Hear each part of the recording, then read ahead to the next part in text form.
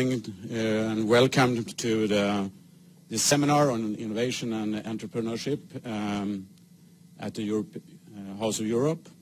My name is Magnus Henrekson and I'm working as I'm an economic advisor here at the European Commission representation in Sweden.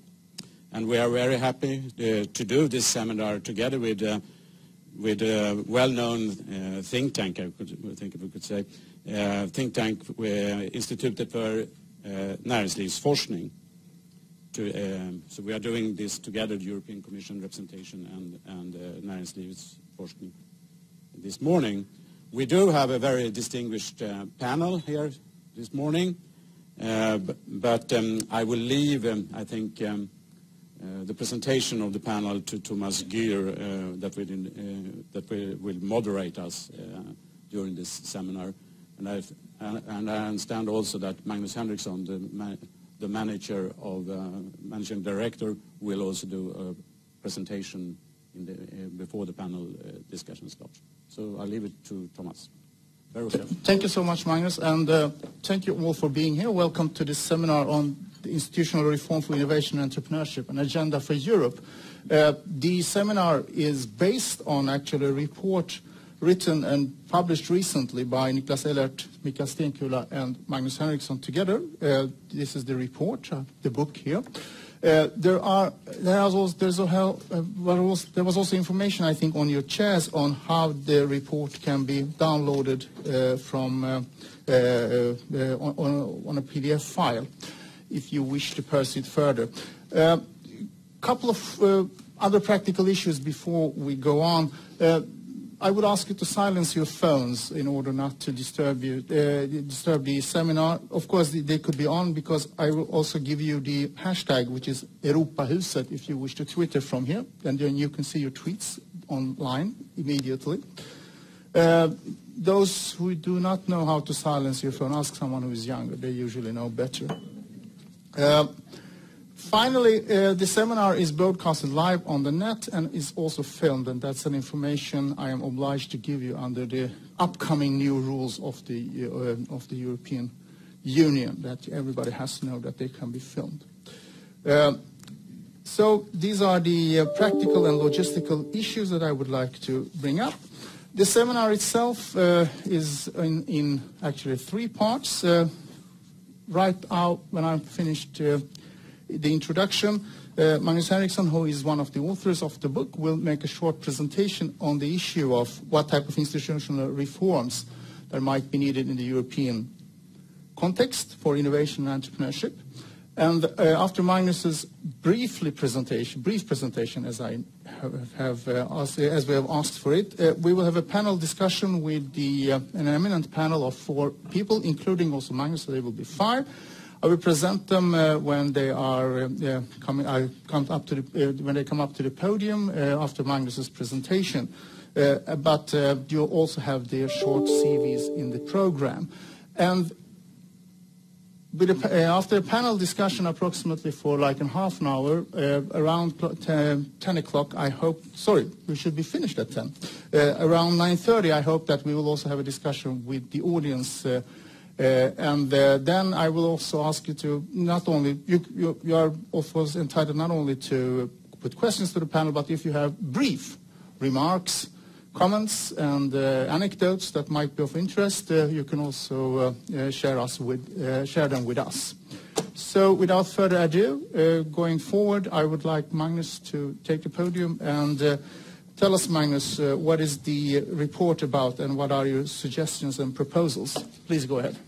Thank you very much. Thank you for this opportunity.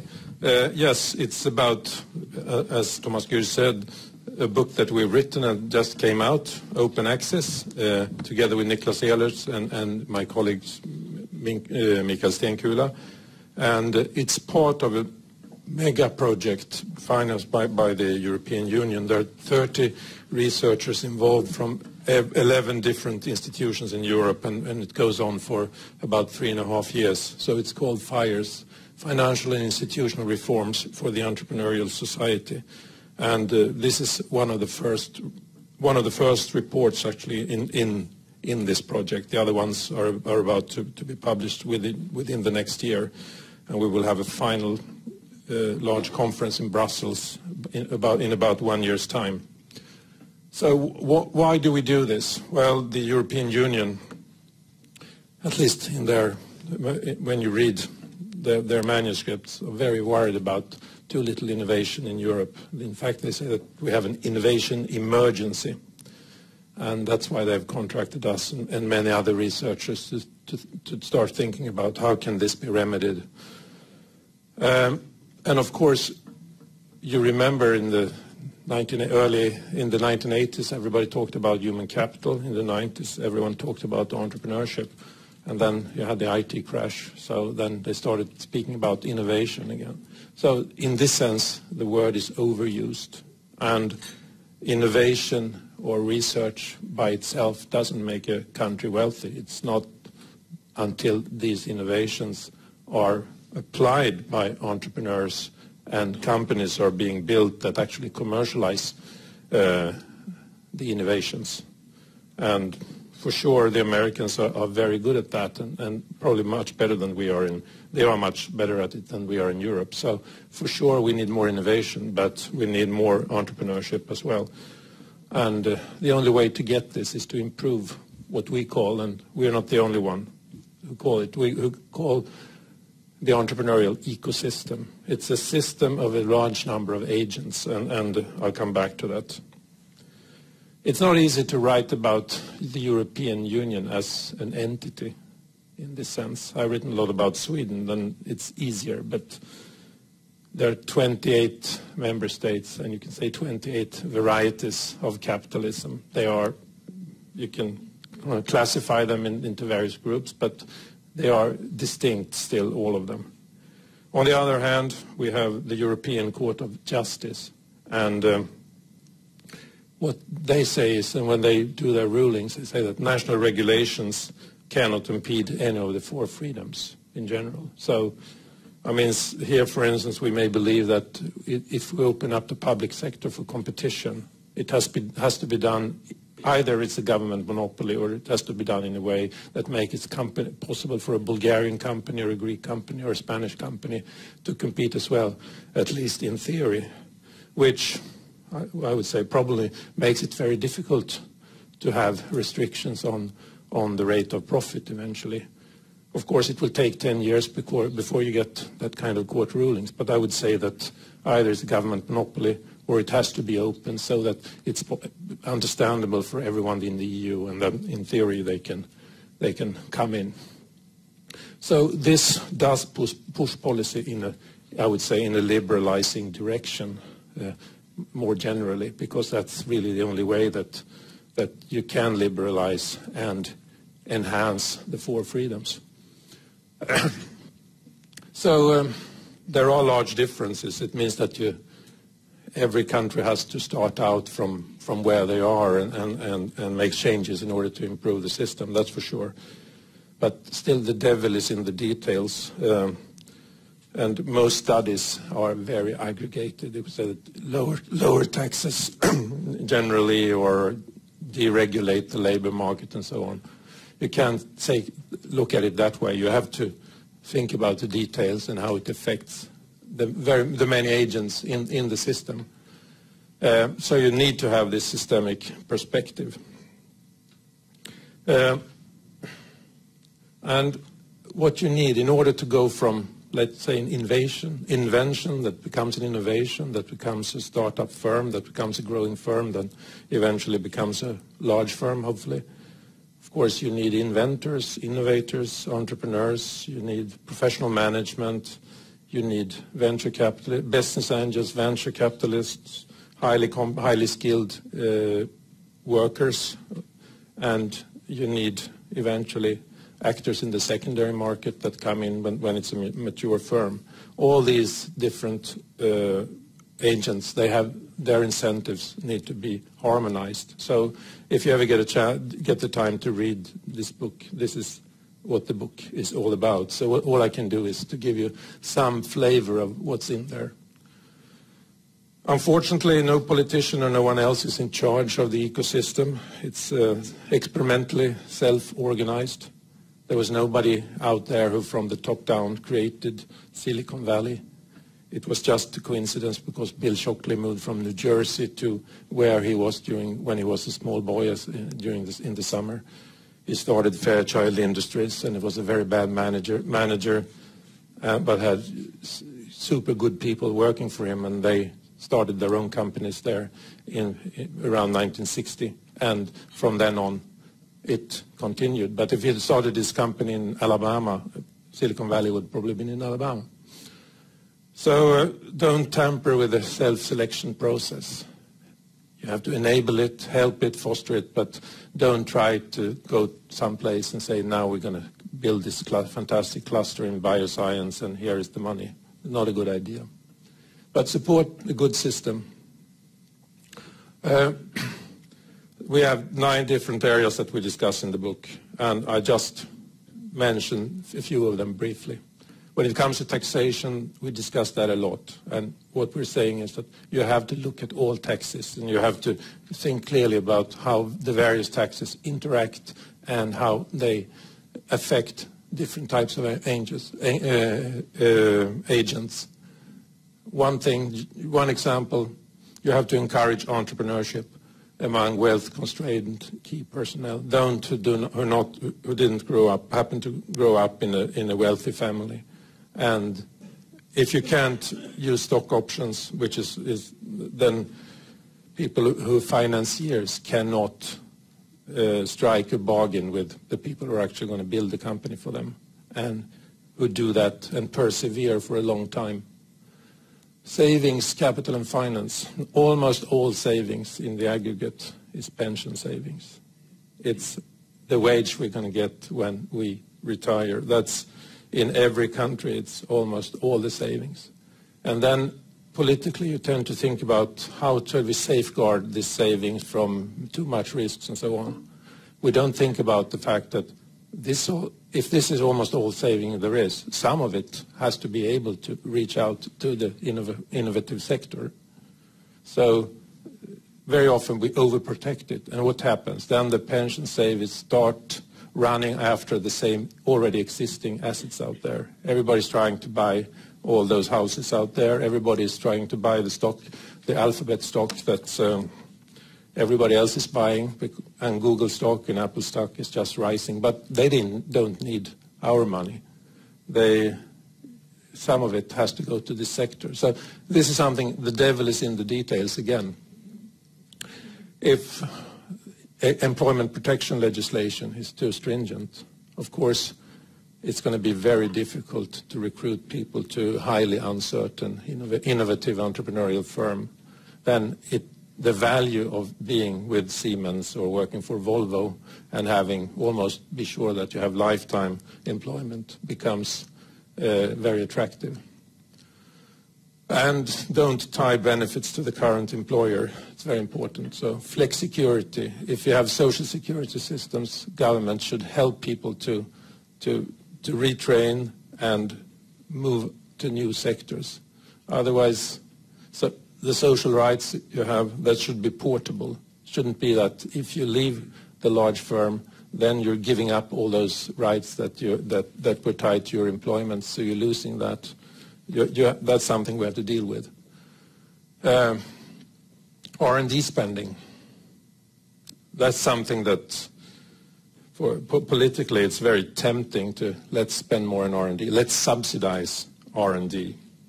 And then you can say that, which we show there, that those the poorest countries, the countries that have low rates of innovativeness, the way it's measures, they are the ones where the government put in the money. The one that are on top in terms of innovativeness in the rankings. They are the ones where the R&D spending by government is very small. So it's a poor substitute for good rules to enable the spontaneous process.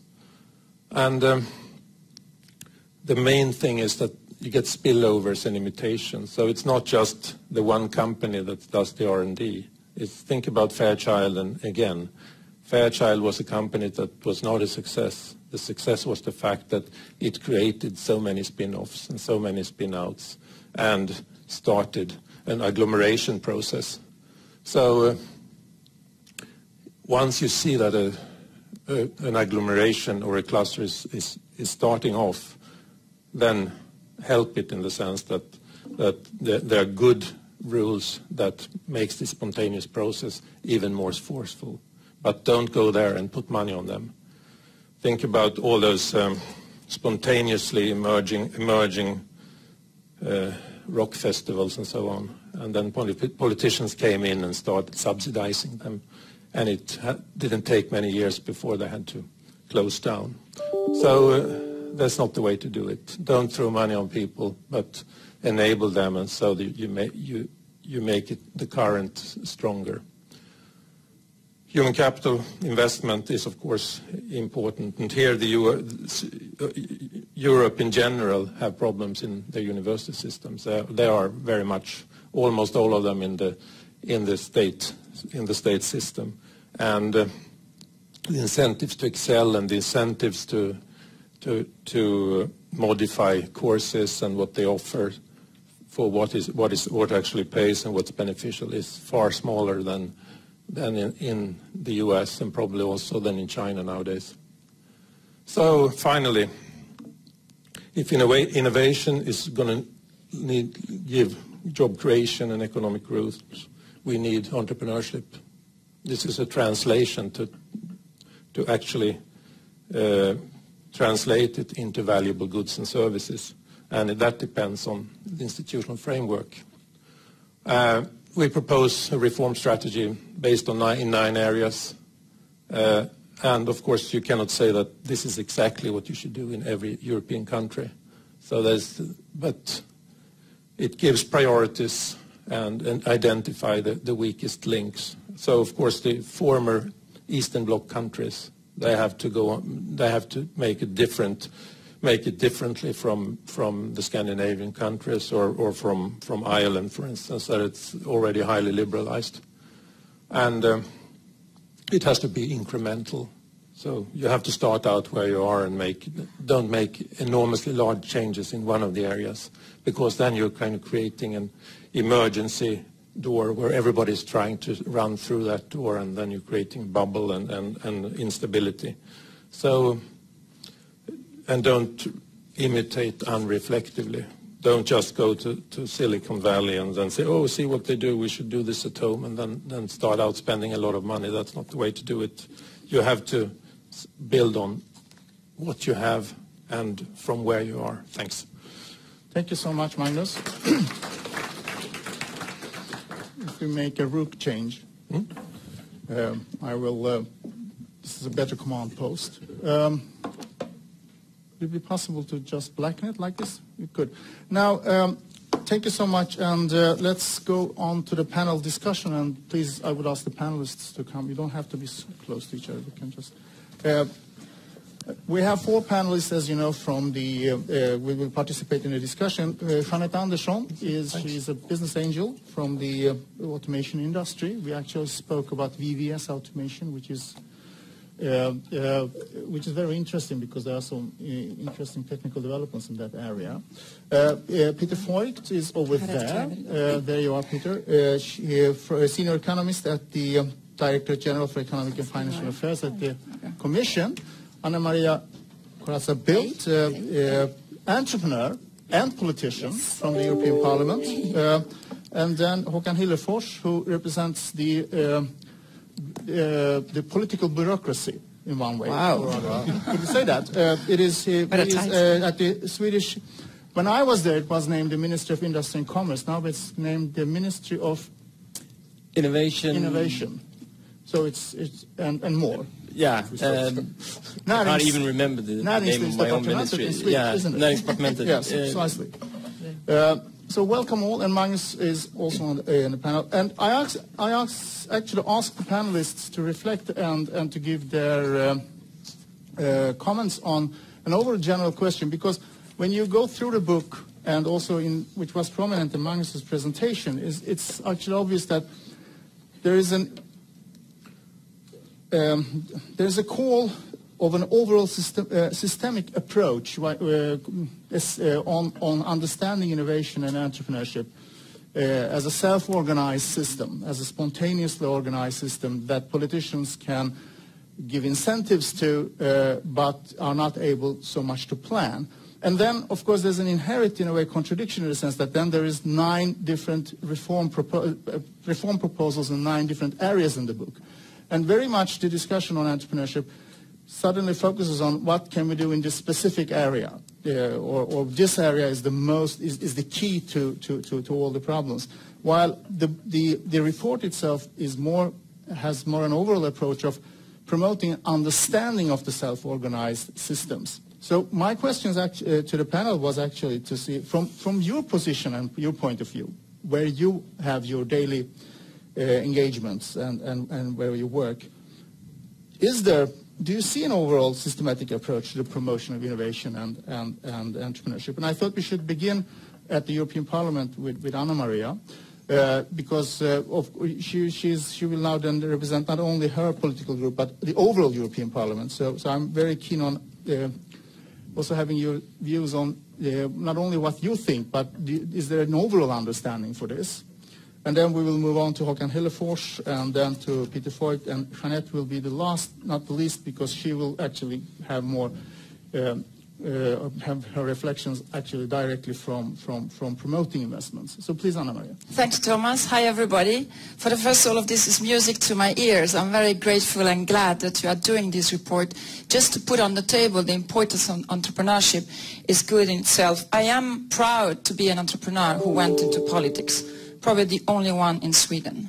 And I went into politics after founding and driving 3 small family companies with a strong determination, never again, any entrepreneur in Europe should face the problems that I have faced, which means fragmentation, which means barriers, burden, and borders throughout Europe. My companies were Italians. I was selling most in Sweden and in other member states. And all the member states were distinctly convinced that I should start a company in their member states and follow only the national rules. We still do not have a well-functioning single market. Thomas, that's the answer. Single market completion. And I would like to say first 3 issues. Politics, ideology, enforcement. Politics. Well, I'm happy to represent the entire European Parliament, thank you. But it is about politics. It's not about Brussels, Sweden. It is about politicians that believe that entrepreneurs are the driver for growth, for competitiveness, and for jobs. And are the drivers for innovation. And politicians who think that, for instance, privacy, integrity, and data protection is more important in an unproportionate and unbalanced way. We have adopted a regulation, let me take concrete examples, on dataskydd, data protection, which is clearly creating enormous problems for compliance for all small companies in Europe. It's been taken by, it's important to say, the driving committee was the committee that deals with fundamental rights, privacy, integrity, not the single market committee. Why is it also important? Because that's what has been one of the absolute biggest laws. A regulation is directly implementable in member states. Now we have the e-privacy directive, same story. We are not looking with the eyes of how it will fall in the implementation in the real life of entrepreneurs and companies throughout Europe. It is politics. There are some politicians, in that case the Red Greens, and joined unfortunately by the Liberals, where the German Greens are driving the politics, where only data protection is important. Everything else is totally secondary. And other politicians that think that opening up the market, free trade within the internal market, single market completion, enforcement is important. The second point I would like to make is politics. It's a revolution that is going on with the digital agenda. We politicians are not anymore in the driving seat. We are in the back seat. And it's difficult for politicians to accept that. You said it so well. It is not top-down anymore. We don't have the solutions. The solutions are coming from creative entrepreneurs who are willing and ready to take risks, to which we are at the best enablers and facilitators. We are not the ones finding the solutions. Let me give you an example. We have been working on and I will finish very fast. We have been working for years on the information for consumer regulation. We have come out with the labeling of products. And for years, we couldn't find the best way with politics to empower consumers to make a free choice with information, because it's too small. 6 months later, you had all sorts of apps, all sorts of tags, all sorts of technological solutions, which were so much more advanced than what any politician from whatever political group could have found. We could make so many other examples, but we politicians don't accept that. Many politicians still want to drive. Many politicians think that regulation, rules, is the solution. It's not. When it gets to entrepreneurship, deregulation can be the solution. There are too many rules. That's the problem. We have a fundamental problem with compliance. So I see my job like making sure that whatever rules we have at European level, for the first, it has to be at the right level. You were mentioning taxes, labor market, work and life balance. That's a national issues. What we can do at European level is the framework, which is legal certainty. Legal certainty, both when it gets to company laws and consumer laws, and combat fragmentation, harmonization. We did the common European patent. That's really important for innovators. And the third point, very quickly, enforcement. Very quickly. There's nothing to reinvent. We have the Single Market Act 1, we have the Digital Agenda, we have the Small Business Act, people forget that. Let's enforce it. We have member states who are getting more and more nationalist, more and more protectionist, who take the wrong steps rather than the positive steps to enable entrepreneurship, which means growth, competitiveness and jobs in Europe. That was a summary. Thank you. Sorry for being so long. Thank you, Anna-Maria. Håkan, well, actually, the minister's name is Enterprise and Innovation. And Innovation, yeah. So, which means... I managed to remember that. Yeah. Well. we might just remember that. So, what is the... how is the approach under Mikael Damberg, who is the former minister... who is the incumbent minister? And how do you discuss it today in Näringsdepartementet? Thank you, Thomas. Being a bureaucrat, I'll try not to be too bureaucratic on this sake. First, a few words on what we do in Sweden, and what we're trying to put a lot of effort in right now is the government recently launched the 5 innovation partnership programs, trying to take a macro perspective on innovation and in the further of that also entrepreneurship. In these programs, they involve new ways of traveling, residing, doing business, living, communicating, using and preserving the world's resources.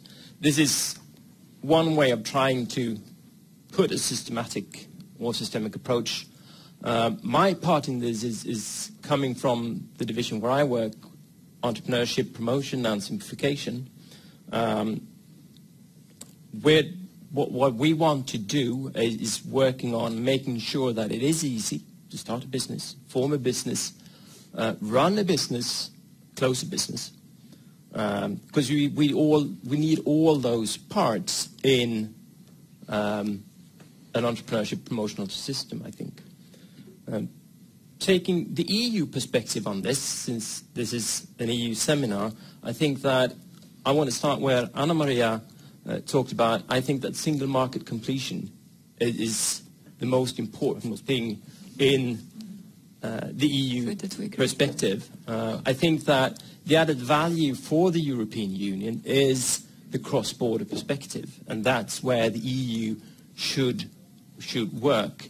Make sure that it is easy to conduct business all over the European Union. Make sure that private investment is easy, that capital can flow cross-border, and cross-border investments are easy. I think that, as also Anna-Maria mentioned, that I want to bring up here, is the Small Business Act as a foundation for working with entrepreneurship and the promotion of entrepreneurship within the European Union. It was launched way back in 2008 as the successor for the SME Charter. It was revised in 2011. I think that as a framework, the SBA has contributed a lot to mainstream entrepreneurship promotion and small business promotion within the EU, and it has highlighted the need for SMEs and the SME policy within the EU. Unfortunately, I think the SBA has not been a priority under the current Commission. There hasn't been a development within enforcing, or rather developing, the SBA since 2011, when the last revision was made. We as a member state has been pushing to further revise, further reinvent the SBA.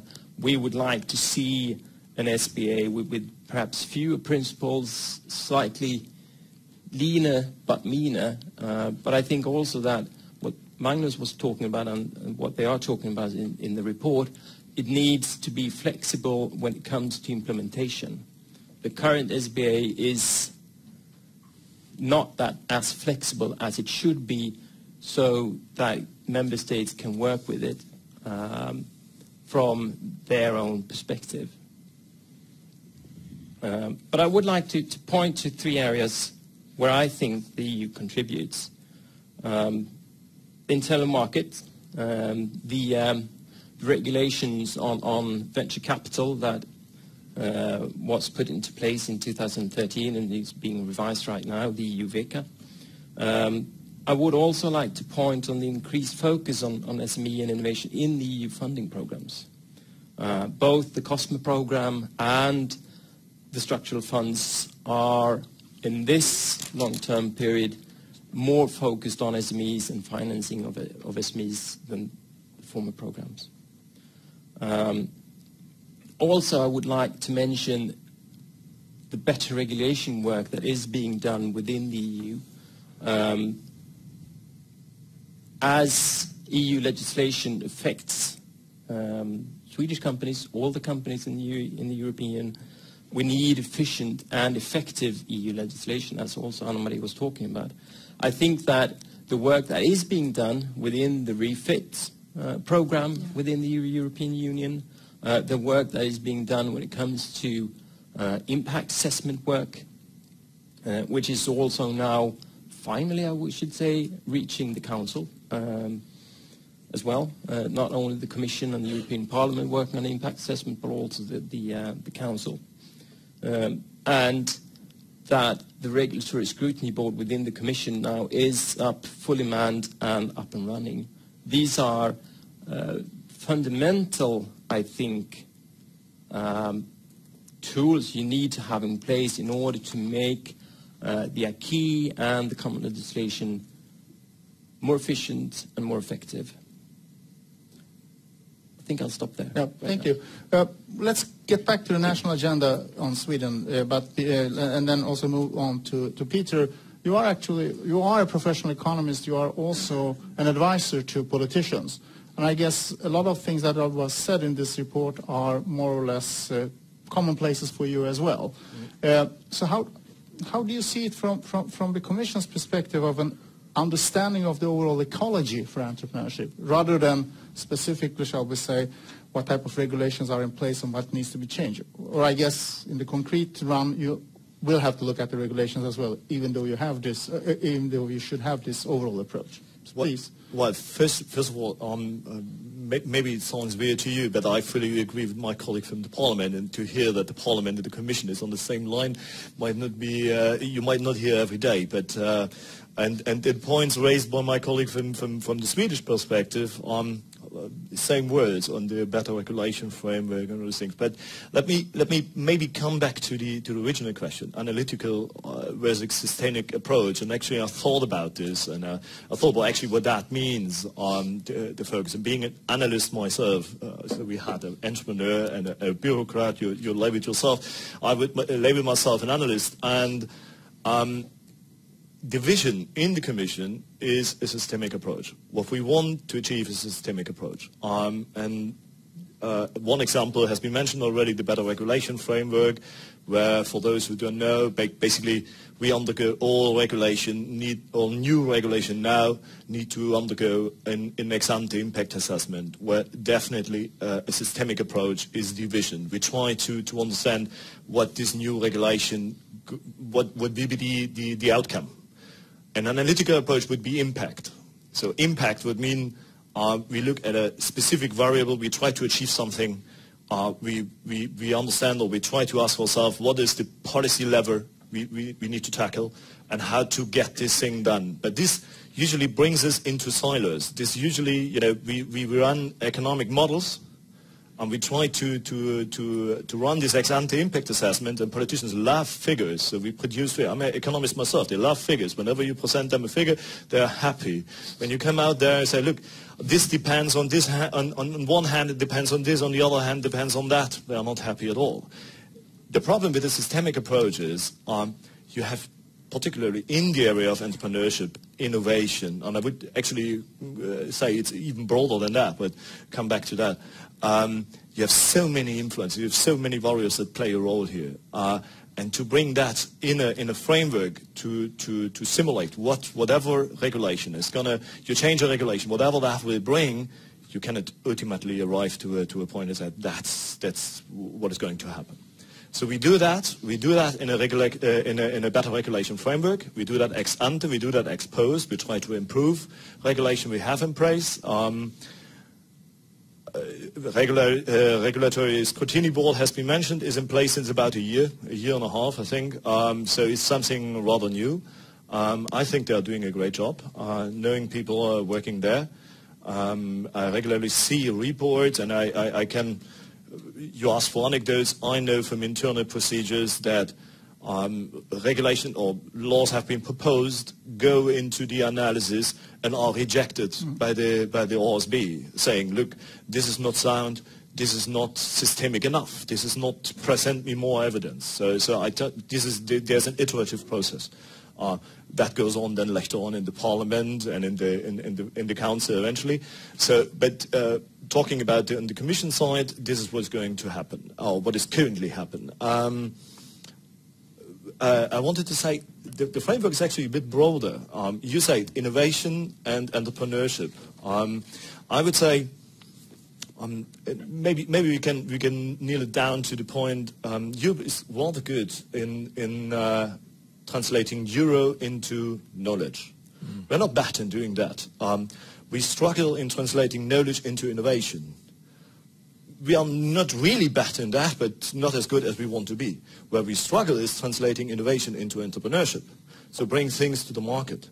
However, we need to see these all together. If we miss out one of these aspects, we already don't have a systemic approach. So it's, I would go further even and say all the education system, the research system may say regional, sectoral innovation system, national innovation system, and I would make the point for a European innovation system, and that brings me to the completion of the single market. I cannot agree more to say this is the way forward. We need to understand how we get there, and I agree with one of the final points in the presentation that the starting point for that is at national level, because in every member state, what is needed, what is the next step forward for reform is different from one member state to another.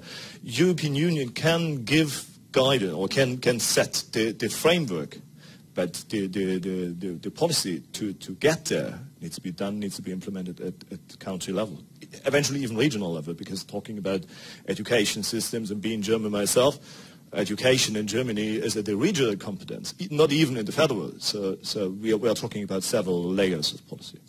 The systemic approach, a systemic approach can be based on central planning. A systemic approach can also be based on understanding a self-organizing process.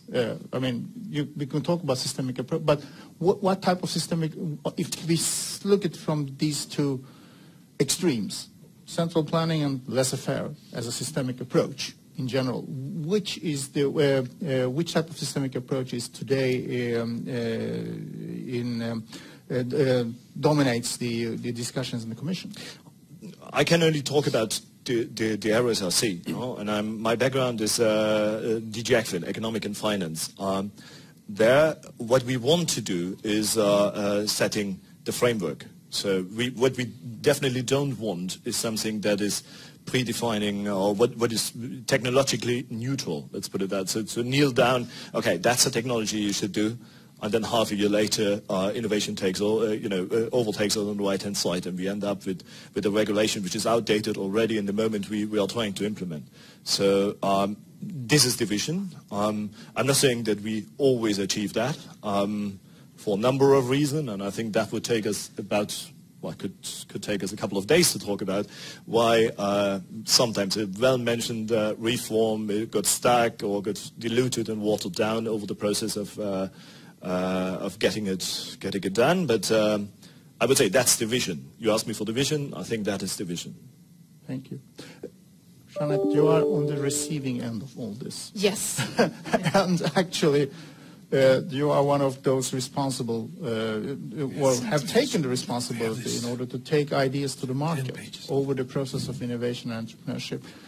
What is your take on this discussion on the Swedish and the European level from your personal experiences and what you have been able to systematize during all your years as an angel investor?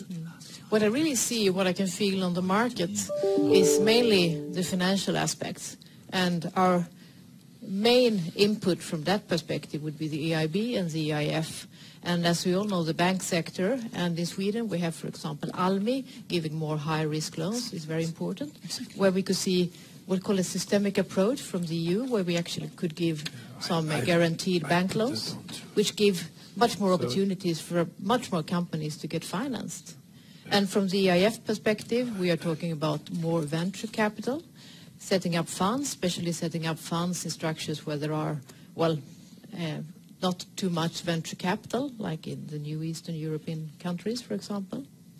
We have also some examples, European Angel Fund, that is actually implemented in certain countries, where you can see pinpointed business angels that co-invest together with European EIF. But from my perspective, the most important thing what was said here is also that this is not a political approach, a political process. It's much really something that is really created because there is a cluster, because there is a competence, because there are people that are entrepreneurs that actually are starting things. And you see, for example, in Lund, where we had AstraZeneca, now we have a lot of startups coming with this sector, the life science sector. And of course, there have been a lot of political support to them, but it's a lot of initiative that comes from people that actually can take the chance to become entrepreneurs.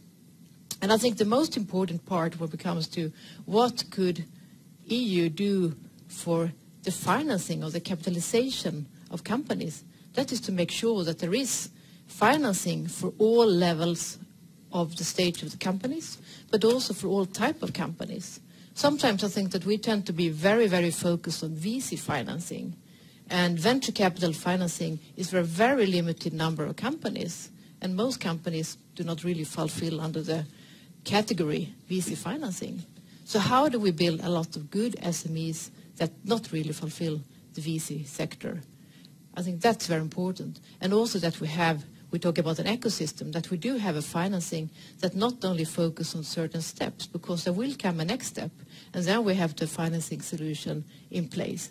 In Sweden, it has become better, but there are still some financing gaps on the market, especially for certain type of companies. Here in Sweden, we have a quite special situation because we also have a possibility to have early IPOs. You all know about First North and Aktietorget. I find IPOs being quite an important and interesting way to actually finance companies, even in early stage. Because the usual recipe for a VC company, if you invest in a company, you earn money on the exit. And there is a quite high probability that this exit will be done to a non-European company. IPOs is a way to potentially finance companies in euros, because it's very important that we have a system that makes it possible for us to build companies in Europe. And as has been said here, we are quite good in starting companies, but we are not really good in scale. We need to scale, we need to commercialize. And if you look at the innovation system in Sweden that I'm, so to say, a part of, we have lots of incubators all around Sweden, and we put a lot of resources into it. But when it comes to scale and acceleration, we are much more limited. So I think we have to see the systemic approach also for the companies to really make real growth. And as we read in the report, it is complex. It's a lot of components that add up, and it's different in different countries. Even just in Sweden, it's of course complex. Another important thing, talking about financing, is that financing is very much dependent on the business cycle. And if we look at venture capital, you had a real peak during .com, the year 2000, and then it was absolutely down in the basement. That's, of course, very important for the EU and for the politicians to make sure that we could have a quite even funding of the company. And the next time it happened was 2008, and we had quite much capital on the market, and then it was down to the basement. Now we have a quite good situation, maybe too good. We talked about that. So it's important to make sure that there is some stability in the financing over the business cycles. Thank you. Panelists have asked me to comment, but I would just give the word to Magnus in order to ask him to sum up some of his reflections on what has been said. And you also had a little mini workshop there with Peter, you and Anna-Maria. Tell us about it. What did you see? And I didn't want Commission and Parliament work together. and then Magnus, and if you also would like to have an overall comment, please. Yeah, of course, as Peter said, that creating human capital in the school system and at the university, and then transferring that into innovation, that has to work well as well. And here, of course, our school system and our university system are not flexible to the extent that the US system is, for instance. And there are also real imbalances. Some areas are unfettered, like computer game, in the computer game industry, and then all the talent move into there. Whereas in healthcare and in the education system, that's far more important for our well-being. You can't do much there, so people don't flock into those industries. You get this enormous imbalance. And what Anna-Maria is saying about the privacy directive, the data protection directive, and so on, that's impeding or making possible for European entrepreneurs to go into these areas. But at the same time, the Americans and the Chinese, they are creating companies, probably fantastic companies, if they have a chance. 5 years down the road, 10 years down the road, they will come out and say, look, we are spending 2% of GDP on defense. You guys are only spending 1% of GDP on defense. So therefore you have to, in return, you have to open up your markets for our companies. And then, of course, we can't compete because they are ahead of us by 5, 10 years. And I don't think they even have to say that, because Europeans will say that, look, they have access to these fantastic things that were created in China and in America. We want them too. And then, of course, these markets will be conquered by US firms. And this is something... Let's be concrete. Stockholm is the fastest growing city in Europe. There are unicorns here. There's an amazing, dynamic, entrepreneurial life here. And what is the government doing? I'm sorry, you're provoking me. The social pillar. The priority of this government in Europe is the social pillar, which is 100% subsidiarity.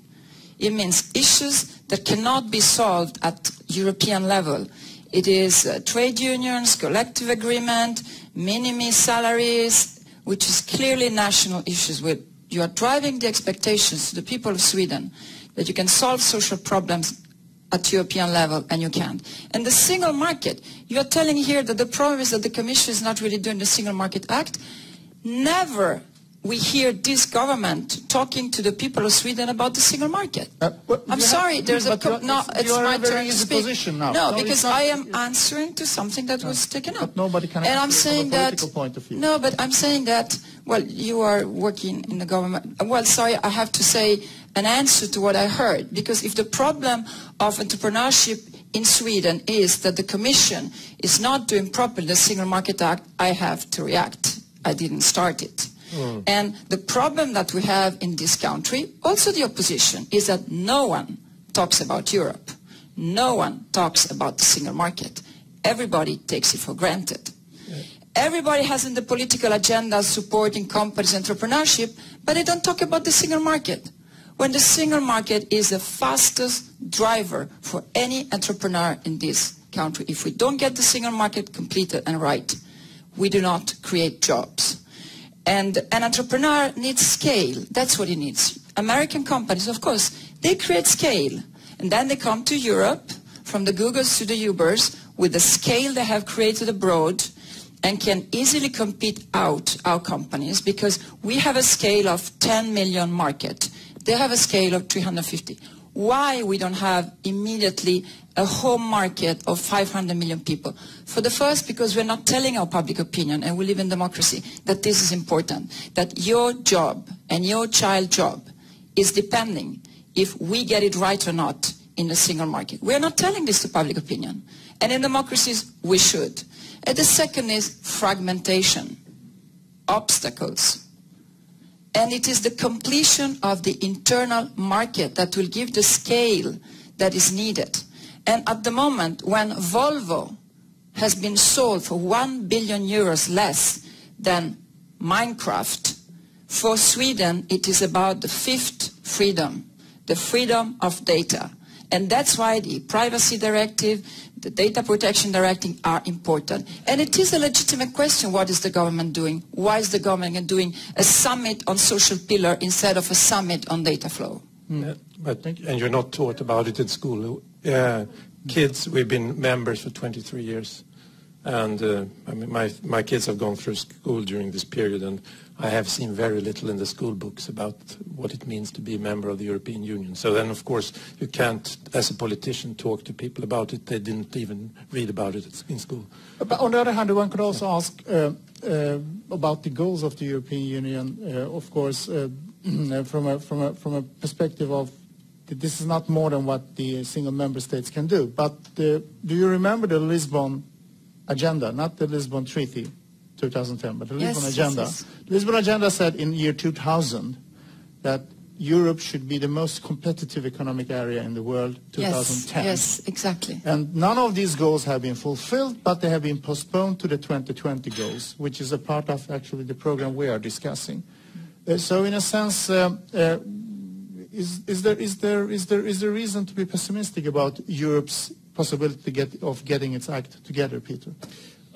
First of all, I agree with, we have to distinguish a bit of you. What can Europe deliver? I think reforms, as said before, first of all, need to be done and implemented at regional and national level. So it's way too easy to say, you in Europe, you don't get it right, if you don't do it at home. So that's the first thing. Subsidiarity principle has been mentioned. Well, I mean, there are a couple of things that at European level simply cannot be managed. I mean, they are not in the hands of the European Union. And way too often I see in the news European institutions being blamed for failures on whatever things that when you think it through, is not in the hand, not in the responsibility of the European level. So it's media and national governments that, if things go wrong, it's way too easy to say, look, these guys in Brussels, they don't get it right. That's the first. It's not you know, an excuse to say, okay, more could have been achieved. Coming back to Lisbon Agenda was ambitious when saying in 2010 the most pursued, and I don't think we will achieve it by 2020. And maybe we should have set the goal a bit further down. We could talk about a 3% investment target for research and development, whether that makes sense, whether that should have been 2.5 or eventually 3.5. I mean, Sweden is above it anyway. I mean, it's like you wonder. However, I think I understand the Lisbon Agenda to give a vision, a direction, where we want to go. I said before, we should set the frame. We should say, look, Europe, that's our vision, that's where we want to go all together. And now let's sit together and do it together, but then implement it at national level. And I think here in the detail, we have a couple of obstacles that need to be tackled. Håkan, your ministry had a program of reducing the cost of small and medium enterprises with 25% till 2010, from 2006. Yep. And that was then postponed to 2012. And I think the goal achieved was 8.3 or 8.4%. That is, I mean, if any students of yours, I get, had that kind of achievements with their goals, you would probably fail them in class. Repeat the call. Well, that was the former government, of course, but then the government before that had another program called Simplex, which was to make the regulations simpler for enterprises. That didn't succeed either. So is that the overall narrative of political intervention, of trying to deregulate and to cut costs for regulation and not succeeding? But hopefully not. No, hopefully not. I think that the reality when it comes to simplification, and I want to decouple deregulation from simplification. For me, that's two very different things. And when we started out in 2006 with the goal of lowering the administrative cost for business with 25%, which was something that we did together with the rest of the European Union. The Commission had its project as well.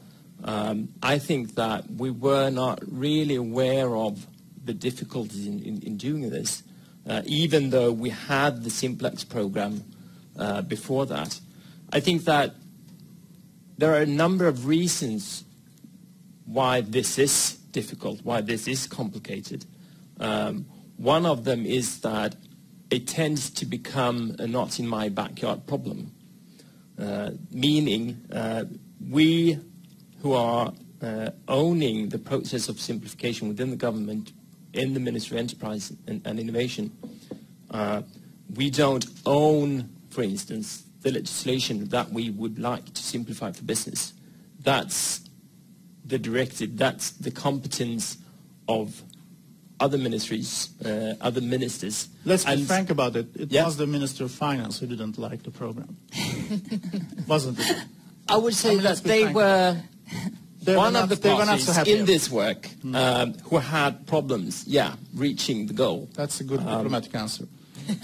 But I would also like to say that what it has achieved is a notion and an awareness within the legislative sector, within the legislatures, that we need to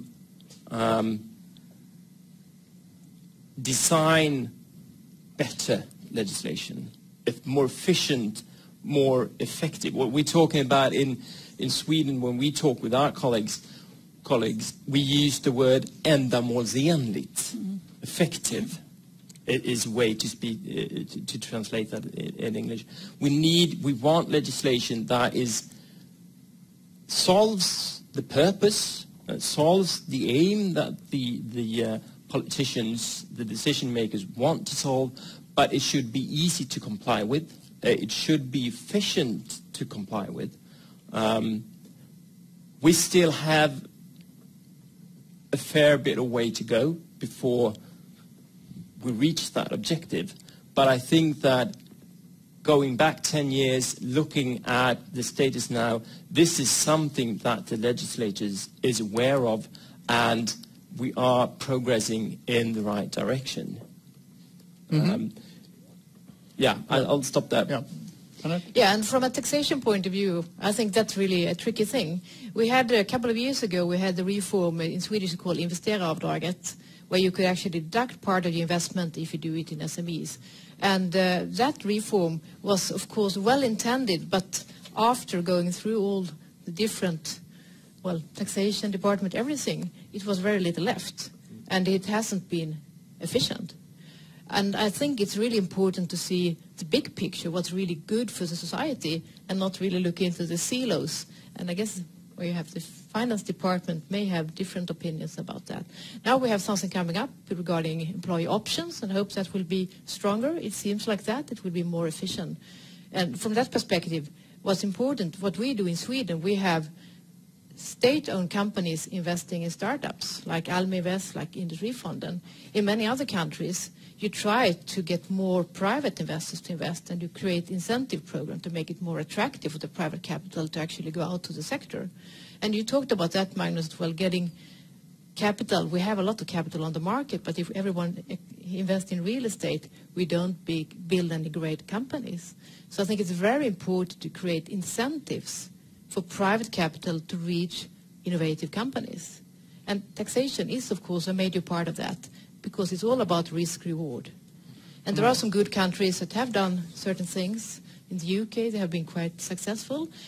Holland have some interesting setup with asymmetric structures, where the government or the state take more risks than the private investors. But isn't it a problem then when you speak about taxation and incentives, which are a part of actually the reward and incentive system?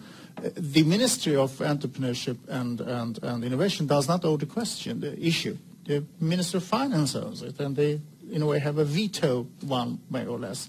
Magnus, is that a problem in the discussion that we always discuss with people from the Ministry of Industry and Commerce or Ministry of Entrepreneurship and so forth, but it's the Minister of Finance that owns the problem? Yeah, I mean, that's how it works in Sweden. And of course, in the Ministry of Finance, there's some advantage to that, but the problem is that you want to achieve these good dynamic effects from political perspective. That means creating the tax base. But then, by using an economic model, you say that it's going to cost so and so much. So therefore, you have to increase another tax or lower some other government spending. And of course, as soon as that comes up, you have this group of people that you know who they are. They will start reacting to that. So these potential benefits, there is no electorate that is defending that. So therefore, you have guys who are against. So you get this status quo bias, because you do not acknowledge these dynamic effects that actually are the ones that motivate the idea in the first place. Anna-Maria. Sorry. No, I agree with you that simplification and deregulation is two different things. For me, it boils down that at the end of the day, a woman starting or driving a company in the countryside of Sweden should not need to have 3 consultants and 4 accountants to comply with the rules. That is the issue. And I would like to say that there is a lot of instruments, and we have all to be much better to communicate them. In verksam.se, you can start, drive, and close a company on the internet. Kommerskollegium is doing an amazing job as a point of single contact for the service directive. Solvit is an amazing arbitration and conflict, informal conflict resolution supporting companies here. You have the European Enterprise Network. You have the Internal Market Information System. You have many digital tools actually that really the European Union has put at the service of companies that are totally unknown. And then I would like to say that talent is the other important issue. We did 3 important actual legislation. One is the ICTs, the intercorporate transfer, which means that any company in Europe can transfer its staff from everywhere in the world with much easy procedures. We have done the access for third country national for student, trainees and research, very important for Sweden, where again we have facilitated, I was in charge of that for my political group, we have facilitated procedures because the global hunt for talent is crucial for entrepreneurs in Sweden, where Sweden is competing with quality and technology. And now we are revising the so-called blue card, which is a legal migration instrument, which means that we can match with the labor market in Sweden migrants coming for at the moment is for high qualification, but we're opening up even to asylum seekers to be able to immediately match with because you know the problem of matching that we have. There is unemployment and companies don't find the right competence. I think it's important to understand how much the European Union is doing, and not the least, financing research. We are one of the biggest source of funding for research. I'm very proud of that because it's always been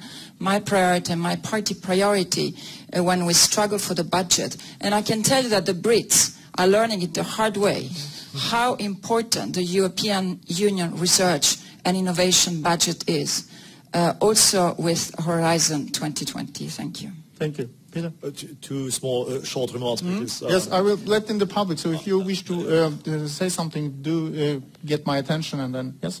Microphones. Maybe. No, but Peter first, and I will give the word to people. So go ahead. I had the same thing in mind. The Horizon 2020.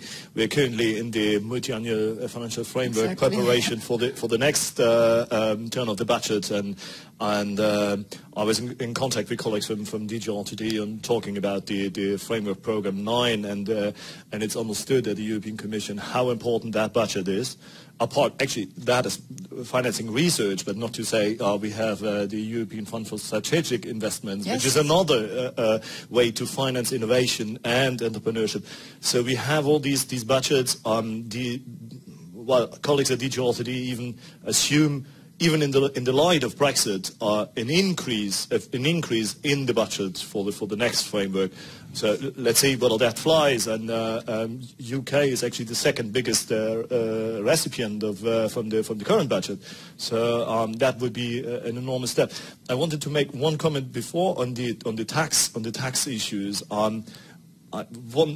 As an economist, we have seen many studies and intentions to use tax schemes for incentivizing investments in this and that, and we have seen that failing in many cases. It's a very tricky thing, because with a tax scheme, you give an incentive to all sorts of companies. You have a target group, the small, medium-sized companies which happen to be innovative.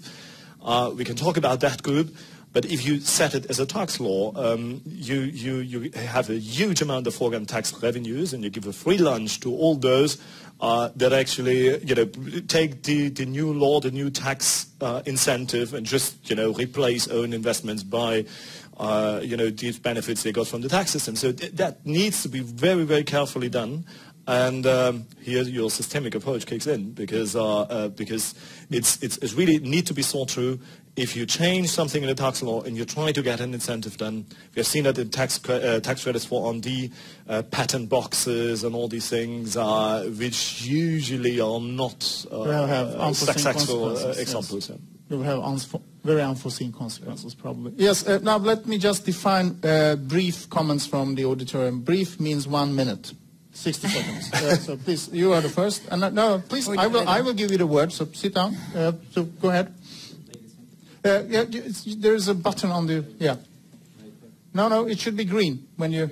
Yeah, go ahead. 1, 2. There we go. There you are. Great. Ladies and gentlemen of the panel, thank you. My name is Paula Brigo. I'm at the Business Development Advisory 6-year plan.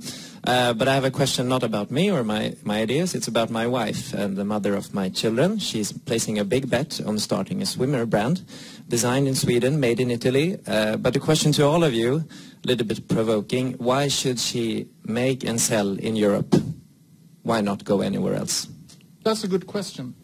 Probably she has asked it herself. Let's take another question then, and then move forward. Please, the gentleman over there, rising. Yes.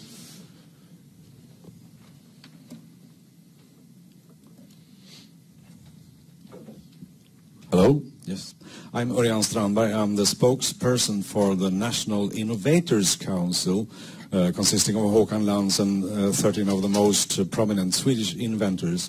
And I just want to ask I'm very happy to hear that you have identified the entrepreneur as the enabler for innovation, but I wonder, do you still not identify the inventor as the source of innovation? The entrepreneur is mainly not an inventor, but an enabler. This is very crucial, because we have to have the content provider at the start of the chain. Thank you so much. Please, here.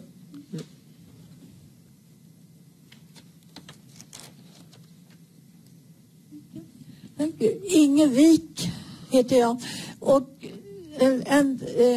Since in Sweden, since 1950, it has been very difficult to be an owner of a small company in Sweden.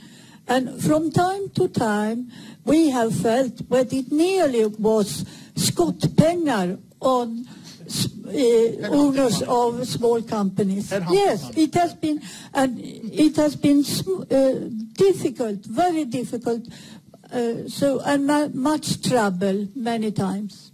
So thank you, Anna Maria. Thank you so much. Let's start with the question about the bathing suits. It was not a question. Was that the invention or innovation? So why sell in Sweden? Yes. Sorry, in Europe. Why Europe? Why Europe? I can answer to that. I work for your wife or any other woman who wants to start a company will become at least an IKEA and a global champion. You create the scale in Europe, hopefully, when we will be able to deliver free movement, the real 5 freedoms. But is it possible to create scale in Europe? Is it possible to create scale in Europe? Well, if we succeed to build the political will in the Council, because that's what the problem is with the Member States, it's not with the Commission and the Parliament, except for, as I said before, the Red Greens having another focus, but we're not doing politics here. It is the problem in the Council that does not keep at the highest political level, in the Competitiveness Council, in the European Council, enforcement of the goods package, the service directive, and all the other key legislation that already exist. We don't have to reinvent the wheel, they exist. And now we have on the table the service package, which I'm in charge of the service card, the goods package, of which I also will be in charge, and the enforcement package. In light of the better regulation, we have few legislation, but fairly crucial. You create the scale in Europe where we will be able to remove all these obstacles, bureaucracies, extra costs, simplify, and then from there you go to the global market. Sweden is the example, the model of how small family companies can become global champions. Because the single market is about standards as well. We are competing with China on standards, and now that we cannot count anymore with the United States, as we thought we would do before, with the let's call it the free trade agreement with the United States, we even more have a duty and a responsibility to set the standards in the global market. Thanks God we have it with Canada at least. Only 25 million, unfortunately, or 35. In any case, the inventors, it took me a couple of years to understand the difference between invention and innovation. So where does the inventors come in, and do they need specific incentives? Of course, they are part of the ecosystem for sure. I mean, there is a patent system. I realize that sometimes inventors are shortchanged by others, but you need legal help to cope with that. You need to be co-owner of the company that's being built, and then own a sizable share of the company, and just realize that's how it works, because it's very unlikely that the inventor, if the inventor tries to do everything all by himself, it's unlikely to work. Then somebody else will steal it, and there is no way that you can really protect from that. But also in Europe, generally, we have looked at extremely successful entrepreneurs who built companies worth more than $1 billion. What you can see that in the U.S., most of them have degrees from the very best U.S. universities, whereas in Europe it's like Ingvar Kamprad with at most 7 years of schooling, or the Aldi brothers. So that's a problem for Europe, that we don't have these high-tech entrepreneurs that make it, whereas in the U.S. it's the other way around. But the inventors, where do they come in? Well, they are apparently extremely important, especially in this very competitive global world. And I think we do have to have more deep tech companies that really have technology that create real barriers. And what I see, of course, is the challenge to actually commercialize, to get this invention to an innovation to an entrepreneurship. And from a Swedish perspective, I see a lot of great research, I see a lot of great inventions, but it really challenges to take it to the next step. And I think also the system that we have, for example, Vinnova, is really working a lot with the inventors and giving grants. But you're really not... No, so what's your opinion? We have this research that says 80% of the large... Please, Mike, so we can... Microphone could be... Yeah. Let's... Great, you are doing the moderation. Exactly, sorry. Yeah, please. No. You can't speak loud because you won't be recorded. This is really an elephant in the room, because this is a study made from the from the top 100 biggest inventions coming out of Sweden, the biggest innovations. An innovation is an invention taken to market. That's the simple explanation. The 80 biggest of 100 comes not at all from universities. Anna Maria, you mentioned talent. I must say that 14 of the Innovators Council's members that I have, the most prominent, most successful inventors in Sweden today, half of them are not academically educated. So there's not a line between high education and innovativeness. Absolutely not. And history shows it too. Most of the Nobel Physics Prizes that are not research results are actually from people not educated. People such as Bill Gates, Steve Jobs, you name them. I have a list of 150 uneducated people, starting from Leonardo da Vinci. It has nothing to do with high education. It has to do with a framework for a society that enables creative people and acknowledge them in the system, and that is not the case with Vinnova or the Swedish government. Let me just short say that, Håkan, the 5 strategic areas, there is not one single innovator or inventor in the 5 steering groups for that initiative for the cost of 845 million crowns for the next years. It's not your fault, but it's a real lack. And we will not have innovation flourish, neither here or in Europe, unless we identify the content provider, the inventor. He or she doesn't come from the university or the research facility. He or she is a creative mind, and we should really put our effort into finding and stimulating those people. Sorry. So You're right. Is it possible to have your report, because it's really interesting? Absolutely. I would love to have it. Right away. Great. Thank you. Then we have intellectual exchange as well. Let's move to the small and medium-sized enterprises and the prize money for them. Actually, Håkan, it comes back to you again, in a sense that your ministry was actually named the Ministry of Industry before. Yep. Industridepartementet, during Thage G. Peterson, when he was the Minister of Industry. So it was a question of having a minister for industry, not a ministry for entrepreneurship or innovation. So gradually there has been a change. So is there a kernel of truth in the approach that actually from the 1950s and forward, SMEs were not interested in a Swedish political perspective of promoting business and market? You don't have to answer it from the minister's point of view, but generally as a knowledgeable... I think that the realization of the importance of the SMEs have gradually grown. I think that if you do go back 50 years, the interest in SMEs weren't all that big. I think that has changed a lot. I think that looking at what we do at our ministry, in my ministry, the SMEs is at the core of what we do. I think that this government has also focused a lot on the industry and large industrial companies, but at least from the perspective where I am working, SMEs are who we are targeting. And I think that one of the challenges we have is that designing the programs and the promotional system that I'm responsible for needs to cater both for the, as you talk about them, the not so highly educated inventors, all the way to the really highly educated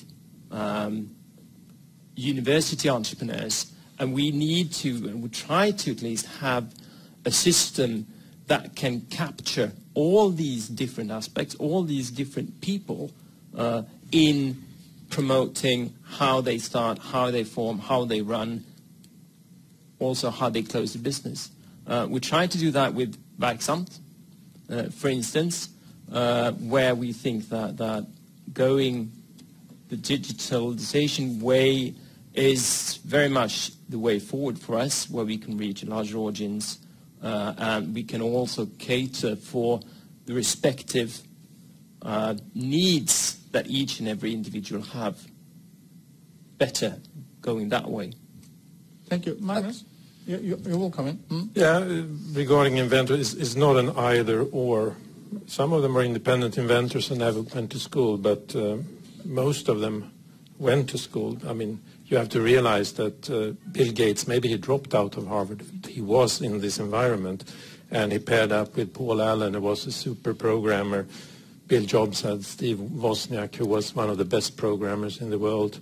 And it's the combination of those two. You can't say they don't have to go to school, but you need to be exposed to ideas in order to make new entrepreneurial combinations. And finally, and a point in this book is SME policy is not entrepreneurship policy. So very often you make policy targeted for small firms. In actuality, this means that if you grow beyond a certain threshold, then you lose a number of benefits. This is particularly in Southern Europe, this is the case. If you reach 15 or 50 persons, then it becomes far more difficult. So hence you stop before the threshold. And I mean, we have one threshold like this with the employment protection legislation at 10 employees. That's a threshold. If you go over there, it's costly. So maybe you have to go from 10 to 25 in one step in order to feel that this is worthwhile. And then you may stop at 10, and you don't become what Anna Maria is talking about, this global leader. Anna Maria, shortly before we move... Quickly, I would like to add women inventors. I had the privilege and joy to be given the prize a few years ago here in Stockholm to the global meeting or summit of women inventors. It was one of the most exciting, vibrant, dynamic environments I've ever been in. What we are doing is now the copyright legislation, and I hope it will help you. Then, Thomas, how do we do that? Because you talk about the government when I cannot talk about the government, so let's separate you from the government. I had to react to the substance of what you say. Don't take it personally. I mean, we have an European legislation which is more or less 15% of the public taxpayers' money in Sweden, which is the public procurement. It's much beyond the deadline of implementation, transposition into Sweden. Why? Because this government has decided to punish the SMEs by obliging them to have the collective agreement. Because trade unions with this government are much more important than small companies, which means that everything we had done at European level to give access to the market to small companies, not the least small family companies in the countryside who could provide, for instance, the food to the hospital, the schools, and the old people, senior people houses. They are still waiting 2.5 years and still saying that it's the lowest price that runs when we have changed the legislation, but the government doesn't implement it because of the trade unions. Sorry, not you, but your government. So, okay, rounding up, since we are discussing and the framework is institutional reform for innovation and entrepreneurship, I would like to get back to how we started the discussion with the 9 points, and I would like you to make a wish list finally in rounding up the program with, of these nine, these 9 suggestions, suggestions in 9 areas. Which one of them would you see would be implemented in the short run immediately, and which is the one is the most necessary? And second, the 9th area is the most interesting, and the 9th area is actually informal institutions. The social legitimacy of entrepreneurs is particularly important in this aspect. Norms and habits to facilitate cooperation and impersonal exchange need to be strengthened, especially with respect to trust. High trust environments have been found to nurture market entry, enterprise growth, and productive entrepreneurship. How do we create high trust environments? So that's my question to you. Your wish? Well, the panel will answer. Yeah. Of these 9 areas, which is the most important? And of the 9th area, how do we create high trust environments? Please.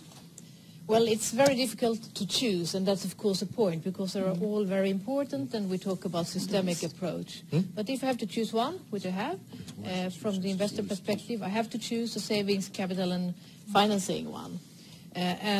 We talk about the wealth formation, and we will talk about the importance to actually get investment from less risky areas to more risky areas, to innovative companies, maybe from pension funds, maybe through incentives to make it more interesting for private persons, private fortunes to actually invest in these early stage companies.